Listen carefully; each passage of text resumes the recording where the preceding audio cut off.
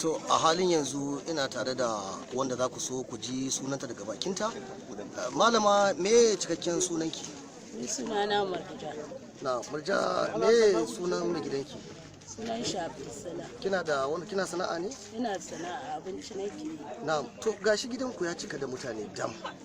Ana zuwa kallon wani abu da kika haifa a cikin ciki ko kuma abin da ya zauna cikin cikin ki tsawon lokaci.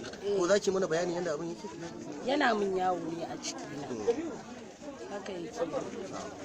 Kuma ban iya tafiya sosai. To ko kin je asibiti? Na je asibiti. Sun ce ba komai ruwa ne. Tsawon wani lokaci kika zauna da wannan abu a cikin cikin ki? Ni tun da na haifi wannan yare shekara 2. Na. Wannan yare. Me ya suna yarinya? Na. To daga nan sai aka ce me? Shikenan ta ce in ban ma Allah ya saka mun. Na. Kin ce kina zuwa asibiti, wani asibiti ke zuwa? Dr. Umar nake zuwa. Akalla kin yi hoto a kai suna? Na yi so biyu. Me hoton yake nunawa?